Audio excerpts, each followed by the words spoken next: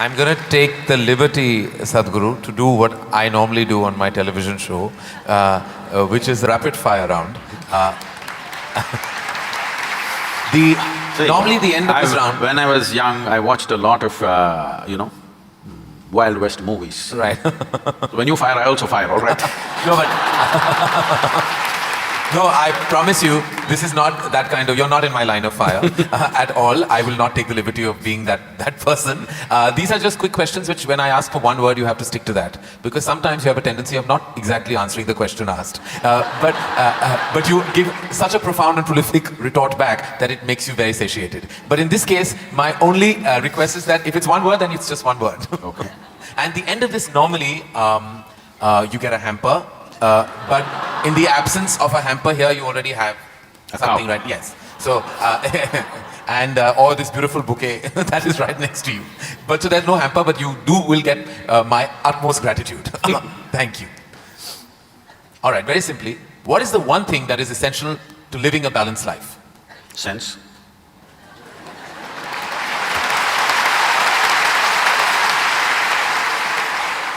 What is the one thing we must absolutely do away with in order to lead a balanced life? Senselessness. Yes. All right. I thought that was coming. First thing that comes to your mind when I say the following. The first thing, organized religion. Madness. Marriage. Cohabitation. Competition. Stupid. Money. Useful. Love. Can I say a sentence? Yes. I will allow that. Most beautiful, but unfortunately crippling for most people. If I can little elaborate that, see, if something unpleasant cripples you, something nasty cripples you, it's acceptable. When something beautiful cripples you, it's a true disaster.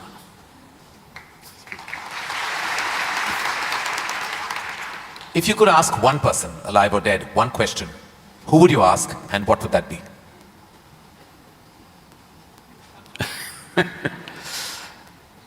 I really sorted out all my questions because I did not spend time educating myself or doing anything. I spent my entire life sorting out every damn question I had. I've kind of run out of questions.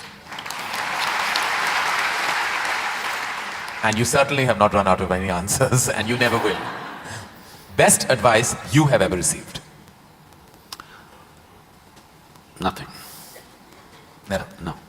I never sought, nor did I receive. I made myself in such a way I'm incapable either of seeking advice or giving advice.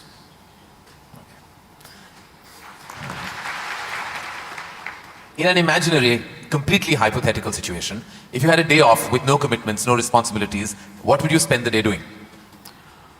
Oh, there are a lot of things, this can't be one word. No, it's not one word. See, I have an indiscriminate sense of passion towards everything. There were lots and lots of things I did at one time, but these days, time is not allowing me to do that, so generally if I have little time, all I do is play golf. Because that's safe and within the city and I can get back in time for something else to be done. But if an entire day is left to me, which they've not done for a long time, they've not left it to me. If that happens, I will close my eyes and sit because that is the best, I am at my best when I truly have nothing to do.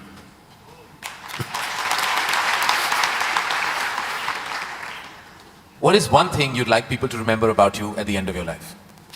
They must live so wonderfully that they don't even remember me.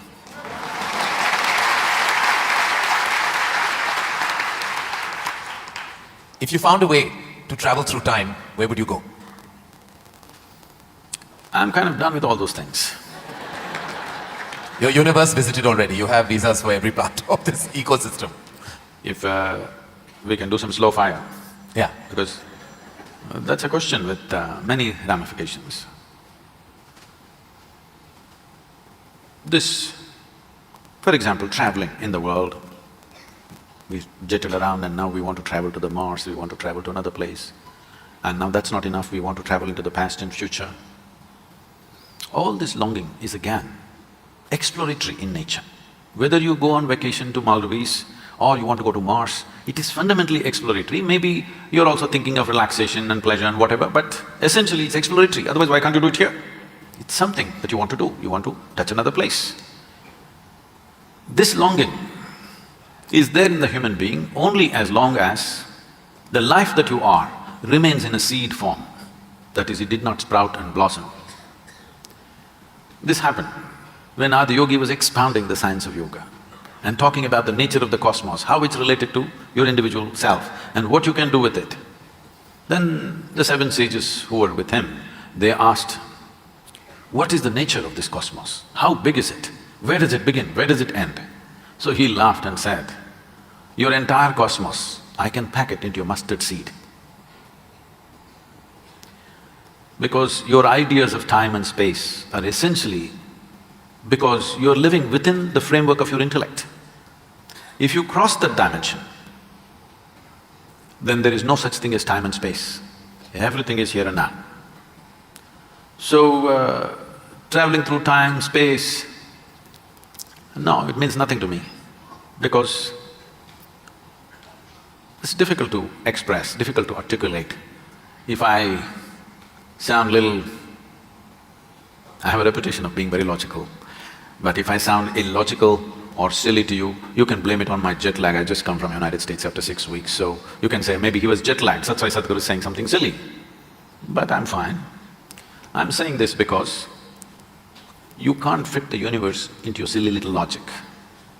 Today's human being is too overly enamored with their own logic that they're missing the entire life. The gamut of phenomena that's happening in the existence is missed because the only way you can accept anything is it has to fit in to the square hole of your logic. Anything that doesn't fit into your logic, you will reject. In this, you rejected the entire cosmos. In this, you have rejected the magic of life. You have become a slave of logic and completely missing the magic of life. So, this time, space, all this stuff is because intellectually you're trying to dissect the universe and try to understand this. Tell me if you sit here, suppose you're very joyful, do you see, you will not know how the day passed off. And if you're depressed, do you see the day won't pass? So time is a consequence of the miserable nature of human existence. If you are truly blissed out and ecstatic, you wouldn't know what is a day, what is a year, what is a lifetime, you wouldn't know. There have been times I sat down, I didn't realize, I thought it's 5 minutes, but people gathered around and started molesting my feet. Well, because in their understanding, I sat there for many days or whatever. This idea of time and space is a very convoluted idea simply because people are stuck in the framework of their logic. My work, my fundamental work is to take people beyond the framework of logic into the true magic of existence, our own existence. But it takes a lot of time. Still, my reputation is of being very logically correct because I'm still trying to woo them, still wooing them, you know. For the real thing to happen, they will take a long time, unfortunately, because they have become such slaves of their logic. What is the first thing you notice when you meet a person? Just everything. Everything. Everything. Past, present and future. Is it more important to do what you love or love what you're doing? One word or more? The choice is entirely yours. See, if you're an intelligent person, you will try to do what you love most. But if you're a genius, you will do just what is needed.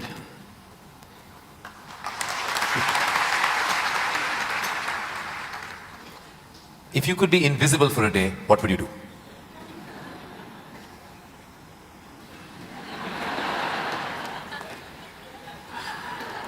You wouldn't know?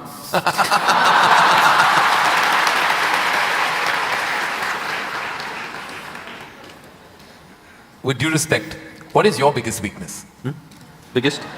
What is your biggest weakness? See, what normally people treat as weakness in their lives. Okay, let me give a normal answer. Why? Why am I going into all this? Already you said I'm what? What's the word? Sashayed.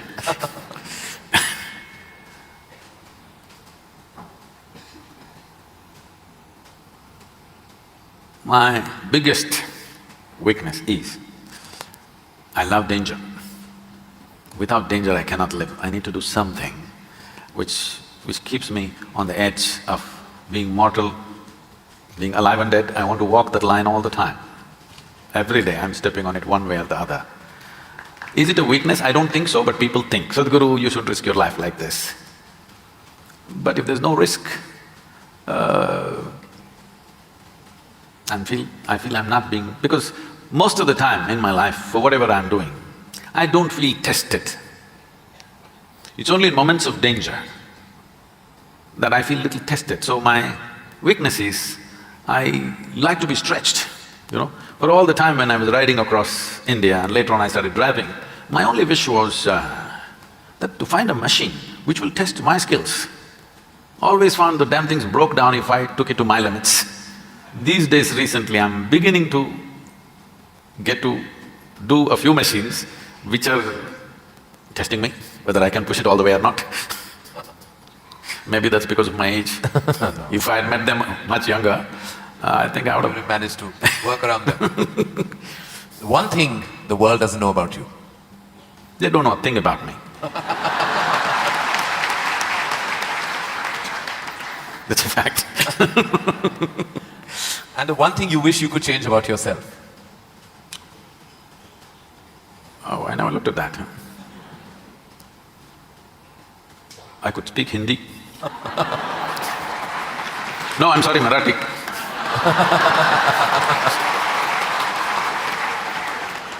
The one thing you wish you could change about the world? Oh, a lot of things. One. Human beings. Desperately in need of. So what would you consider to be your greatest achievement? I don't think there's any. Because I always fall awfully short of my own expectation of what I could do. So I never feel anything is an achievement.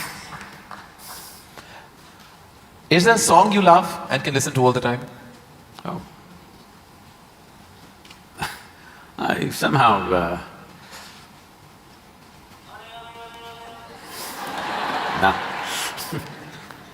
Probably because this came to me at a certain time when I was in my early teens maybe. So this one song kind of comes back to me more often than anything else. It's not that I even seek it, but somehow one way or the other this song keeps coming back to me. Is how many times? Okay. I know you haven't seen any of my films, but do you have a favorite film? Oh, I've seen many good movies. At one time I saw a lot of them. I've not seen much of Indian cinema, but I saw a lot of, English cinema. But one movie that I thoroughly enjoyed at that time, because on that day the way things happened, many life situations fell together and everything, was Roman Holiday. Oh. Well, I have to say that that's the first film I've ever seen in my life. My mother took me to the cinema. Here we are. It is true. Roman Holiday is the first film I ever saw. It was my introduction to the big screen. I'm glad I have something in common with you. That image of Audrey and Gregory Peck is somehow just stayed with me. Wonderful. It was probably my age. Yeah. Oh, it must have been. Something you enjoy doing and wish you had more time for? I wish I had more time, because I made myself like this, that there is nothing that I enjoy or do not enjoy. I make sure I enjoy everything that I do, including simply sitting quietly or talking to somebody or doing whatever, because my activity is not limited to one area, so many things. If you did not enjoy everything that you do and do not do, you will go insane trying to manage so many things. But I will not go insane, because I enjoy being alive. Activities, anything is okay. Everything I do, I enjoy. Small things, big things, every kind of thing. Most profound things and silly things, I enjoy thoroughly. As should us all. Lastly, in a biopic made on you, who would play you? But who would make a biopic first of all? Well, there could be lots of interesting people. Maybe you should animate. I don't think you would want that. Well, that is the end of the rapid fire, and you totally deserve the hamper that doesn't exist on this platform. But it's a virtual hamper that I've given to you with my love, gratitude, and deepest amount of respect. Thank you.